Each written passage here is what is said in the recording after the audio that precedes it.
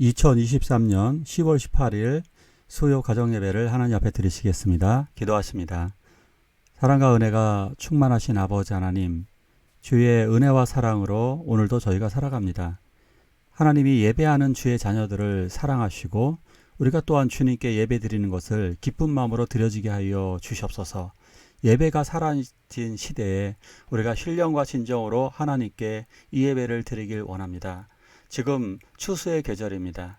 많은 곡식들이 걷어지고 있습니다. 우리 모두 예배드리는 주의 자녀들이 천국 창고에 들림을 받게 하여 주시옵소서.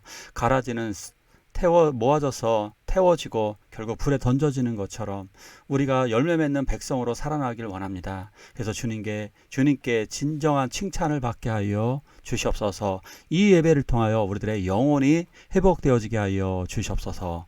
예수님의 이름으로 기도하옵나이다. 아멘. 사도신경으로 신앙 고백하십니다.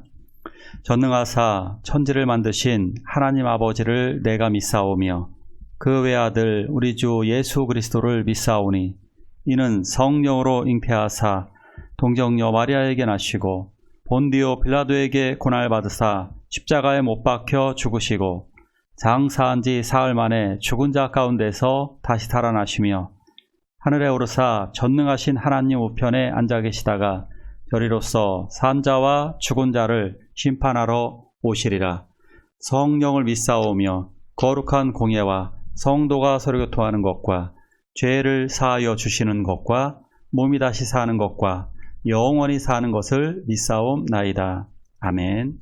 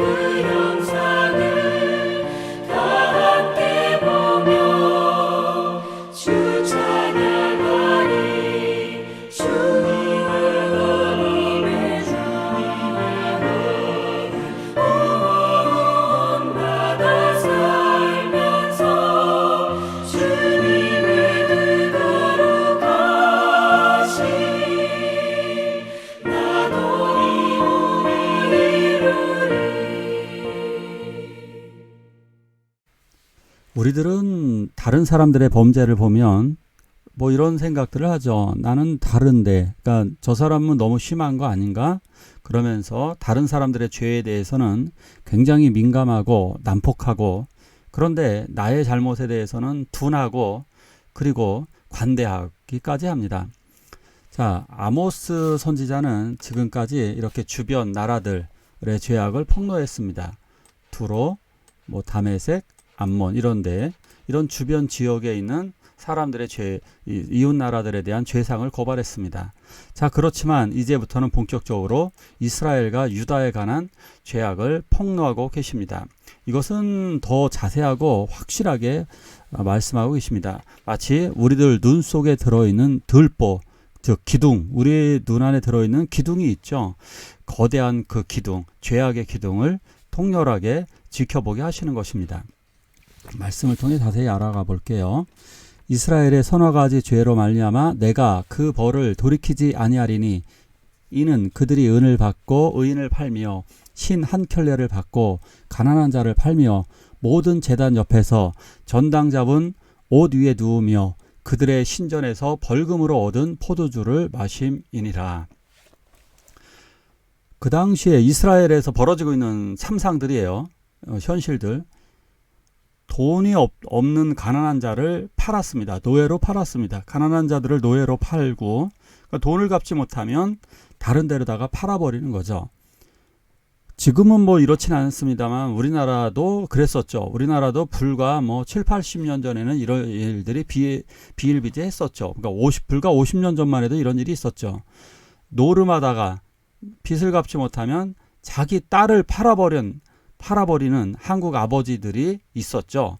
돈 많은 사람들에게 그 시집 보내버리는 방식으로 하는 방식도 있었고, 자, 이러한 더러운 방식, 아주 이러한 죄들이 이스라엘에는 횡행을 하고 있었습니다. 근데 여기서 자세한 걸 또 보면은 이상한 내용이 나오죠.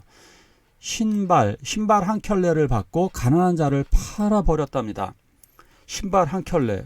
이런 신발이 얼마나, 물론 비싼 것들은 얼마나 엄청 비싸긴 합니다만 지금 비싼 신발이 한 2, 3천만 원 한다 그러죠. 그런 신발이라 할지라도 사람 한 명을 팔고 사기에는 좀 힘들 것 같은데, 자, 이것의 의미는 무엇일까요? 신발이라고 하는 것들은 그 당시에 있어서는 누가 신고 그러는 것들을 어떤 매매 권리로, 그러니까 양도문서, 이 신발이 누군가의 양도문서로 사용되어졌습니다. 그러니까 이것이 하나의 문서입니다. 그러니까 이 문서, 아주 가난한 자들은 그거밖에 없는데 그 모든 재산권을 얘기하는 겁니다. 이 신발은 그 사람이 가지고 있는 전부의 그 권리를 양도한다, 그런 의미가 들어져 있는 것입니다. 그래서 모세가 네 발의 신을 벗으라, 하나님께서 그렇게 말씀하셨죠. 시내산에서 처음 만났을 때 모든 권리를 양도하라는 겁니다. 땅 문서를 양도하듯이 모든 권리를 이 합법적으로 넘겨주라는 것입니다. 자, 이런 일들 정말 너무너무 안타까운 거죠. 맨발로다가 이제 땅을 딛고 살아야 됩니다. 혹독한 삶, 혹독한 시련의 시간이 시작되는 겁니다. 노예의 삶이 시작되는 거죠. 이러한 고통들을 같은 동족들을 상대로 빚을 갚지 못했다고 해서 이렇게 파렴치한 부자들이, 그러니까 이 신발 한 켤레로 이렇게 저렴한 상태에 아무것도 없는 사람들에게 이런 거래를 할 정도로다가, 이러한 것들은 무엇이냐면 아주 노예를 싸게 살 수 있다는 얘기예요. 동족을 아주 싼 가격에 하는, 그러니까 정의라고 하는 것은 그림의 떡이고, 정의라고 하는 것은 강아지나 갖다 줘버리는 이런 것입니다. 자, 우리나라는 그럼 어떨까요? 이것이 이제 정의라는 측면에서 대한민국의 법, 재판을 해보신 분들은 다 알 겁니다. 돈 있는 자들에게 유리하게 돌아가는 법. 형사 사건도 똑같죠. 이거 법원에 가면 어떻습니까? 보석, 돈 많으면 쉽게 풀려납니다. 권력 있으면 쉽게 풀려납니다. 그리고 또 처벌도 적게 받죠. 판사들 이런 식으로 많이 하죠. 심신미약. 형량도 몇 년 안 살고 그냥 나와요. 자, 이러한 정의가 사라진 이스라엘과 대한민국, 어쩌면 비슷합니다. 자, 그들은 전당 잡은 전당포에 옷을 맡겨놓으면 그것을 가지고 그런 거라든가 각종 벌금으로 얻은 그 돈을 포도주를 마시게 됩니다. 옷 한 벌. 옷은 단순한 옷이 아닙니다. 이 옷은 이스라엘 사람들이 입었던 이 옷들은, 이스라엘 사람들 옷은 단 두 개죠. 속옷과 겉옷.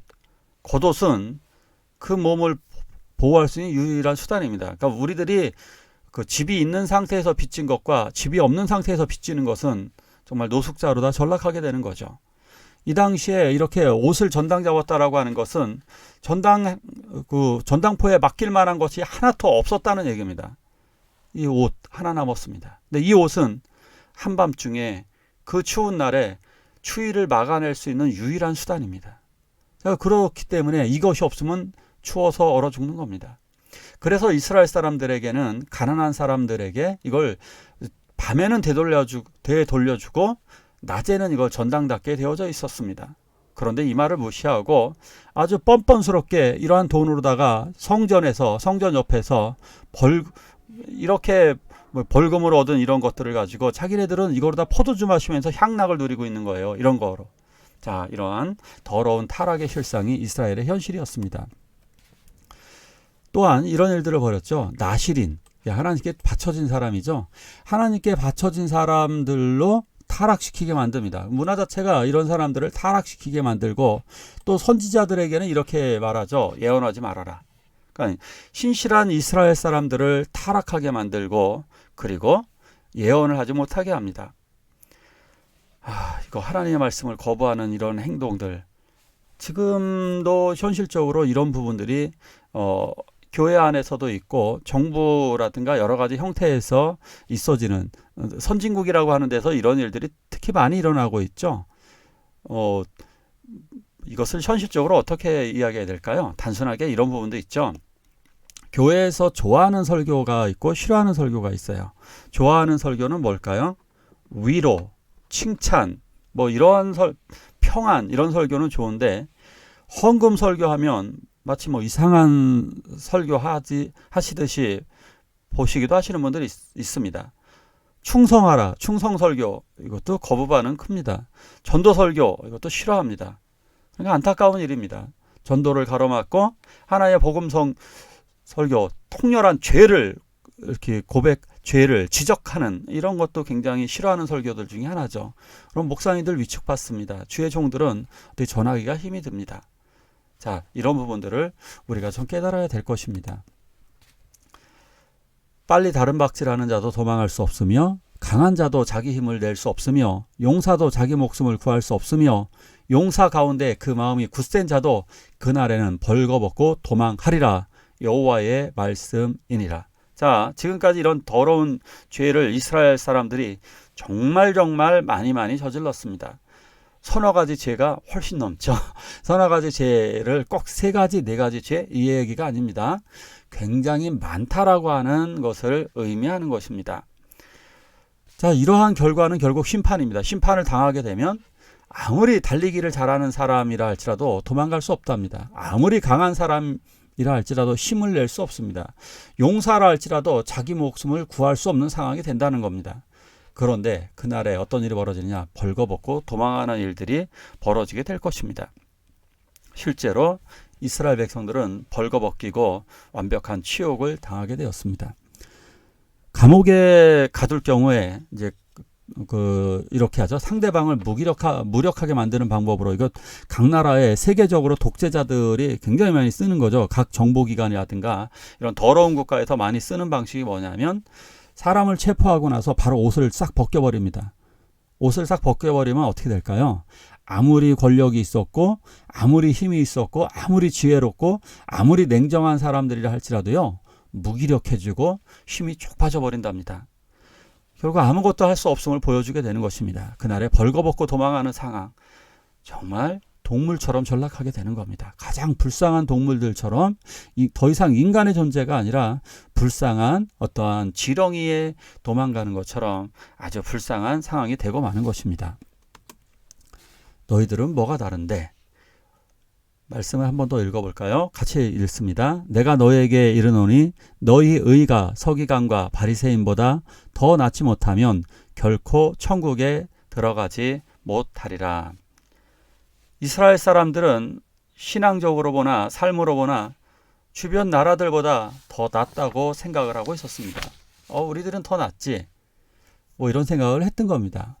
왜 그러냐면 우리는 그래도 비교적 신앙도 적당히 있는 것 같고, 그리고 종교적인 생활도 조금 하는 것 같아요. 1년에 한두 번씩은 꼭 명절에 성전에도 올라가서 기도도 하고 그러니까 제사도 드리고 그러니까 우리들은 그래도 더 나은 민족이 아닐까? 이런 생각을 하는 겁니다.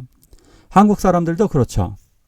한국 사람들도 스스로 좀 우수한 민족이라고 생각하고 있고 좀 교만해져 가고 있는 상태입니다. 정말 그럴까요? 아시아에서 가장 지저분한 민족, 이렇게 세계적으로 가장 그 인식이 안 좋은 두 나라 어디일까요? 어느 나라가 세계에서 제일 지저분하고 그 인상이 좋지 않을까요? 잘 못 맞추실 분들이 있을 것 같아요. 중국인들입니다. 중국인들이 세계 어딜 가든지 정말 약간 조롱의 대상입니다. 너 중국인처럼 생겼어. 그런 조롱입니다. 근데 여기 못지않은 나라가 있는데 바로 인도입니다.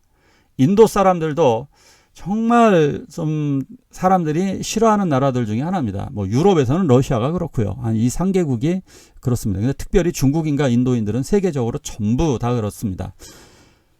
자, 이런 상황이다 보니까 한국인들은 반대로 굉장히 나은 대접을 받습니다. 한국인들은 중국인, 인도인들하고 상대적으로 비교해서 또 동남아인들과 다른 나라 인종들과 비교해서 비교적 우월한 상태에 놓여지게 됩니다. 그래서 좋은 데 가는 데마다 좋은 대접을 받습니다. 자, 이게 원인은 여러 가지 원인이 있습니다만 한류 때문이죠. 한류 때문에 이러한 일들이 생기게 된 것입니다.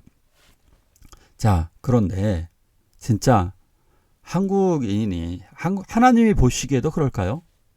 하나님이 보시기에도 한국 사람의 인성이 탁월할까요? 한국 사람들의 어떤 배려나 사랑이 더 큰가요?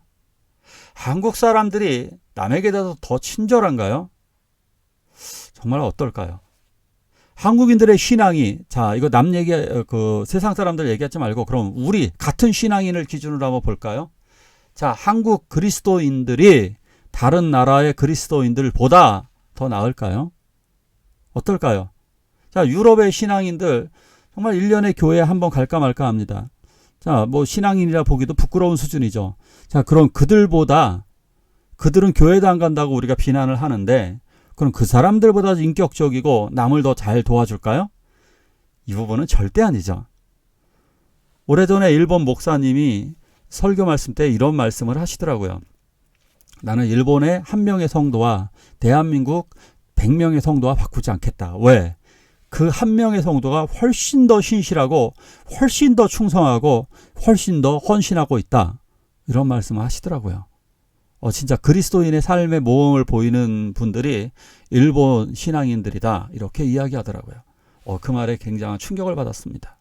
우리들은 말로만, 생각으로만 신앙생활을 잘한다고 착각을 하고 있는 것 같습니다. 너희들은 뭐가 다른데? 우리들은 주변 사람들과 별로 다른 것이 없다면 정말 마지막 날에 주님께 책망을 받게 될 것입니다. 물론 구원을 우리가 결정하는 것이 아니기 때문에 저는 그것을 전혀 변하지 않는다면 가짜 믿음을 가지고 있는 거라고 이야기할 수 있겠습니다. 가짜 믿음을 가지고 있다면 마지막 날에 지옥불에 던져지게 될 것입니다. 자, 진짜 믿음, 참 믿음은 정말 행하는 믿음이죠. 주님처럼 예수님을 닮아가면서 행하는 믿음이 될 것입니다. 우리 함께 기도하실 때 우리들이 참 신앙의 샘플로 살아가게 해달라고 기도하길 원합니다. 기도하시겠습니다.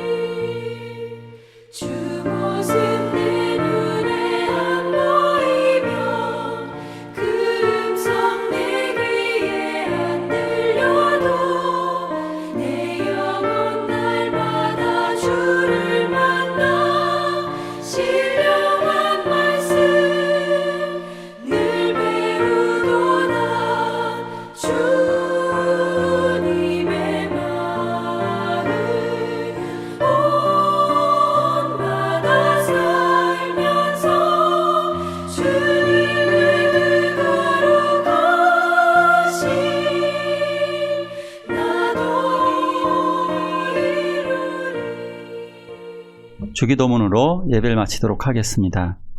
하늘에 계신 우리 아버지여, 이름이 거룩히 여김을 받으시오며 나라가 임하옵시며 뜻이 하늘에서 이루는 것 같이 땅에서도 이루어지이다.